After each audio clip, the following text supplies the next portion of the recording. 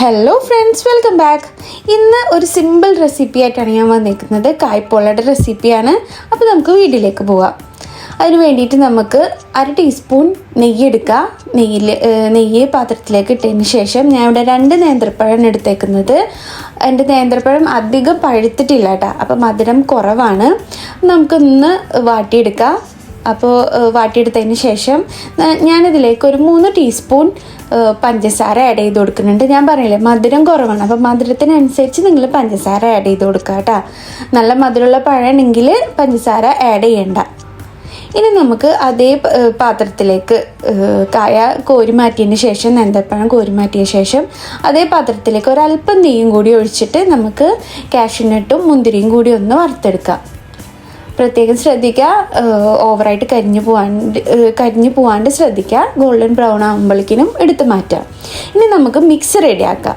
അതിന് വേണ്ടിയിട്ട് ഞാനിവിടെ 3 കോഴിമുട്ട എടുത്തിട്ടുണ്ട്. 3 കോഴിമുട്ട ഇട്ടതിന് ശേഷം 1/4 ടീസ്പൂൺ ഏലക്കാപ്പൊടി, 3 ടീസ്പൂൺ പഞ്ചസാര ഞാൻ ഇട്ട് കൊടുത്തിട്ടുണ്ട്. ഞാൻ പറഞ്ഞില്ലേ മധുരത്തിനനുസരിച്ച് പഞ്ചസാര ആഡ് ചെയ്ത് കൊടുക്കാം. 3 ടീസ്പൂൺ പഞ്ചസാര ആഡ് ചെയ്തിട്ടുണ്ട്.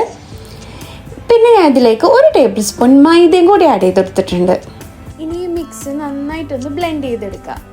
ഇനി വേറെ പാത്രത്തിലേക്ക് നമ്മൾ വഴറ്റി വെച്ചിരിക്കുന്ന നേന്ത്രപ്പഴം ഉണ്ടല്ലോ, അതിട്ട് കൊടുത്തിട്ട് നമ്മൾ അടിച്ചെടുത്ത മിക്സ് ഒന്ന് ഒഴിച്ച് നല്ലോണം ഒന്ന് 1 ടീസ്പൂൺ കൊണ്ടൊന്ന് ജസ്റ്റ് ഒന്ന് മിക്സ് ചെയ്ത് കൊടുക്കുക.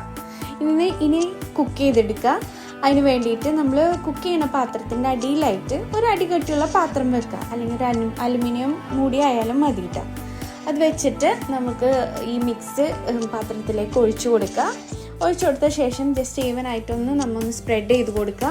അതിന് ശേഷം മുകളിലേക്ക് കാഷ്യൂനട്ടും മുന്തിരിയും നമ്മൾ വറുത്ത് കോരിയിട്ടില്ല, അതും കൂടി ഒന്ന് ഇട്ട് കൊടുത്ത് മൂടി വെച്ച് നമുക്ക് കുക്ക് ചെയ്തെടുക്കുക. ലോ ഫ്ലെയിമിൽ കുക്കായ ശേഷം ജസ്റ്റ് അതിൻ്റെ ടോപ്പ് ഭാഗം ഒന്ന് നമുക്കൊരു ഗോൾഡൻ കളറാക്കി എടുക്കാൻ വേണ്ടിയിട്ട് ഒരു ഫ്രൈ പാനിലേക്ക് ജസ്റ്റ് ഫ്ലിപ്പ് ചെയ്തിട്ട് അതൊന്ന് ഒരു ഗോൾഡൻ കളറാക്കി എടുക്കുക. ഞാൻ ആ ഒരു വീഡിയോ ഉൾപ്പെടുത്തിയിട്ടില്ല, ആക്ച്വലി സ്കിപ്പായി പോയതാണ്.